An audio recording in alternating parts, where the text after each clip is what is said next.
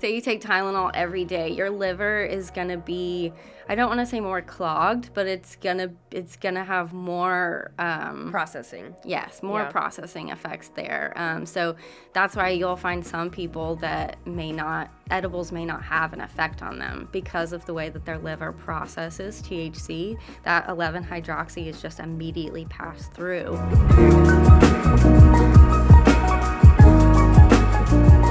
So in this episode, we are going to talk about the difference of Delta-8 and Delta-9. This is the top question that we get at our company, Cannabis Supply Co. I say our company because Liz is part of the Canvas team. She's been with us since the very beginning. She's helped build a lot of the science and formulation behind all of the products that you see on the market. And I couldn't think of a better person to bring on and explain to everyone listening we're going to high level some of the differences between Delta-8 and Delta-9. So also to give a little context, Liz has a bachelor in chemistry. So this is, something that she's very passionate about, has a formal academic education on, as well as, a seasoned cannabis consumer herself, so has a lot of personal anecdote to add here. So Liz, can you please introduce kind of high-level difference between Delta-8 and Delta-9, and I'll kind of interject as we go. Yeah, sounds good. Thanks for having me on today. I'm super excited to talk about this. She even brought her molecule set, y'all. Yeah, I had to. So just to start, high-level breakdown, I would say let's start with Delta-8. We can go there. Delta-8 is an isomer of Delta-9. And to touch on what an isomer is an isomer is the exact same compound, so it has the same chemical structure, but there's one bond differing in the structure. So in this case, Delta-8 has a double bond on the 8th carbon chain. So this is the Delta-9 molecule. Okay, so show them which area on the molecule is different. Right here. Okay. So the double bond would be right here for Delta-8, and for Delta-9, this is where the double bond will land. So before we go into why that matters, I want to kind of step back one to isomer, because I think that's important. As we saw in a lot of the legislation things that just happened in Tennessee, that word isomer and Isomerization is where we won the argument and really had to educate on. So can you give us an example of other compounds out in the world that are isomers of each other? Well, the first one that comes to mind, I would say, would be acetaminophen and methamphetamine. So Tylenol and meth, the drug meth. Yep. Okay. Yep. They're the same thing. They're also known as isomers differing by one bond. So love that. So we are... What? That's insane. Right? It's hard to believe. And there's meth has just that one different... Yep. So basically... one different bond, just very, very slight difference. That's insane. So the pharmaceutical industry was like, here's how we make meth legal. We change this one thing. Yep.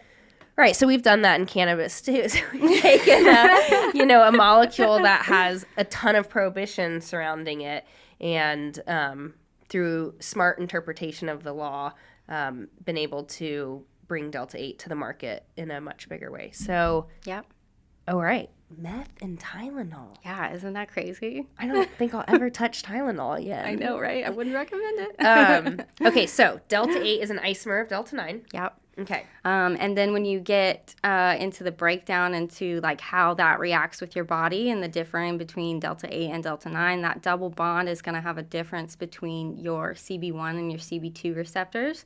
Okay. So where we commonly find that in our endocannabinoid system. Yep. And that CB1 receptor, when dealing with Delta-8, it does not bind to CB1 in the same way as Delta-9. It has a lesser binding affinity there. So it's less sticky? Mm-hmm. Okay. Pretty much, yep. Yeah. And then that's how Delta-8 got its name as diet weed, or the younger, less intense sibling of Delta-9. So Bud Light. Yes. That's what they would say. Bud Light. So it's essentially touching your receptors less. Yes. So it's kind of triggering. Just like a little tickle. Yes. Okay, so and that's your CB1? CB1, yeah. Okay. And both of the molecules, delta 8 and delta 9, will react with both receptors, your CB1 and CB2, but it's mainly that CB1 that gives it that less potent or less intense effect. Okay, and that's just because of the molecule shape. Yep, and so because how of it that attaches double bond. on. That's really cool. And so delta 9, because the double bond is in a different area, it's attaching like stronger to your receptor. Yep, it has a greater binding affinity, so you'll get more effects from delta 9 than you necessarily would from delta 8. Unless we start talking about dosages. Okay, which is so important. So important. Probably the most important thing, especially in our company. We love low dose things. Yes. There's people that love high dose things here too. Yes, and definitely. We're constantly at battle. It's like team low dose versus team mega dose. Always. But yes, whenever you start talking about higher dosages, that's where things get tricky, because then the way that it binds to both of those receptors, CB1 and CB2, you can actually have a greater effect with delta 8 than delta 9 because of those larger doses. And is that because like when you add more into your endocannabinoid system, is it like covering the receptors more, or how's that? Yeah, and that's where the studies come in, and like more research needs to be done with cannabis. We've been so limited on what we can do, and especially in clinical studies with actual patients. So it's hard to narrow down why those larger doses react with your receptors differently. When you're dealing with small doses, like I said, they don't hit that CB1 in the same way. But as soon as you start bringing in larger doses, it can vary. It just kind of floods it. Yeah, it can vary based on all kinds of personal effects also. So like your liver health, your extraction method, your consumption method. Right. All of those things will vary how it reacts with your receptors. So interesting. Yeah. The second question we get when people are asking us what the difference between delta 8 and delta 9 is then like, which one should I try first? Yeah. And so I know I kind of ebb and flow out of favorites in cannabis, but do you have a favorite between the delta 8 molecule and the delta 9 molecule? Personally, I would say delta 9 is my favorite, just because of all the experience over the years that I've had with delta 9. And delta 8 for me makes me extra sleepy. It does. Even in lower doses, I get extra sleepy from delta 8. It just immediately couch lock is what they like to call it. I think it's so interesting how unique everyone's experience with cannabis can be. And there's no size fits all, and it's fun, but it can be daunting that like you kind of have to you got to try it out and like find it trial by error. Definitely. Yeah. Which can be very similar in the pharmaceutical industry. You know, if you go to the doctor and you have a new doctor, like there's only one way or you have a new medicine, there's only one way to test it out is, you got to try it. Yeah. And so that's like our favorite saying, start low and slow. Right. And that would be my suggestion, whether you're trying delta 8 or delta 9, always start low and slow. Mm-hmm. Start with the lowest dose possible. And when combining with CBD, that can also lessen the effects of the THC.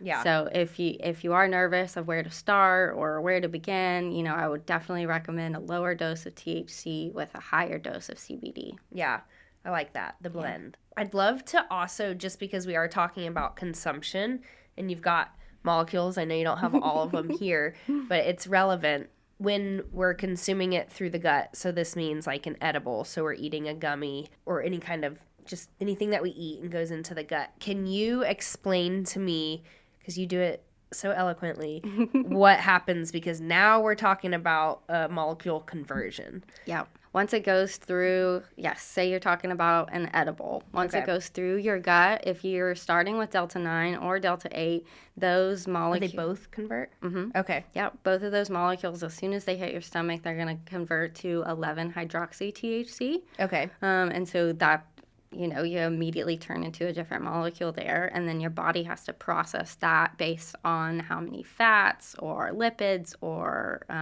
all kinds of things that are present in that edible. And is 11-hydroxy, is it 11-hydroxy alpha or 11-hydroxy? Just 11-hydroxy. Just 11-hydroxy. 11-hydroxy is X more potent than the original molecule, or there are differing factors there with the 11-hydroxy, and it really, like, that's where it comes down to your personal body anatomy, right? Because if you have, like, say you have liver issues where you take a daily, like, say you take Tylenol every day, or you mean meth? Yeah, meth. Say you take Tylenol every day, your liver is gonna be, I don't want to say more clogged, but it's gonna have more processing. Yes, more processing effects there. So that's why you'll find some people that edibles may not have an effect on them because of the way that their liver processes THC. That 11-hydroxy is just immediately passed through your body, and it doesn't get into your body the same way to where you'll feel those THC effects. And so that's where that, like, user experience has such a differing range for people. Yep. And that's why we need more research and more studies on this, like in human clinical trials, because otherwise, like, varying from person to person, you have someone that comes in and says, edibles don't work for me. Well, that, the bud tender may be like, why? Yeah, I think that's something, interesting when it's hard to not talk about the, political status of the plant and these molecules when we're talking about this, because I think while we all want legalization or descheduling, whatever you want to call it, to have access to it in a safe way, I think that access also opens up those research opportunities. Definitely. And then that's when you start seeing real innovations start coming around the molecules and what this plant can do. Yeah. It's cool. Now, on that political topic, the reason why we have Delta 8 products is because of the legality around it. And so when we're talking to our customers that ask us the question, what is the difference between Delta 8 and Delta 9? We have this, I kick them straight to Liz. We really can now just send them this podcast episode. But we also talk about the legal framework around it. Is like we are allowed to have the Delta 8 because it is derived from the hemp plant. Now we can derive Delta 9 from the hemp plant too. But we can get more Delta 8 in a hemp product than Delta 9 typically. Yeah. And that's why you see Delta 8 more prevalent in like a hemp type product versus a dispensary type product that you would get in a legal state. Yeah. Okay, so in a previous episode, I was talking about how it's not the actual compound that causes paranoia per se, and that it's, some kind of like preconceived anxiety around taking a plant that's had such, stigma around it or potentially an illegal status in your state. And I think you had stopped me in the hallway because you had heard me talking about it and you're like, that might not be exactly true, but can you talk about that a little bit? How like cell signaling between the two compounds and that? Yeah, you're definitely leaning in the right direction. I mean, you can definitely have some paranoia coming on from taking Delta 9, say if you're in the not legal state yet. But Delta 9, for example, when it reacts with your receptors, the CB2 receptor, to be specific, it creates cell signaling to your brain. And so if you are already feeling paranoia, or say you're taking this THC, say you're taking a little puff to relieve your stress, Delta 9 unfortunately can enhance those feelings. Right. It can exacerbate it. Yes. Yeah. Yeah. So that's where it's like, maybe you need to do some breath work, but before you pick up that joint and like tap out of that fight or flight state, don't use cannabis to tap out of it. Use breath work to tap out of it. Then use cannabis to kind of glide through it. Yeah. Man, there's nothing worse than smoking a joint or taking an edible and being like, nope, didn't work. That just made it worse. Opposite of what I wanted. I would say that's another one of the benefits, or I think why Delta 8 has become so popular, is because Delta 8 does not create that same cell signaling. that Delta 9 does. So is it because it's not interacting with the CB2 receptor? it is reacting with it, but in a different way. Okay.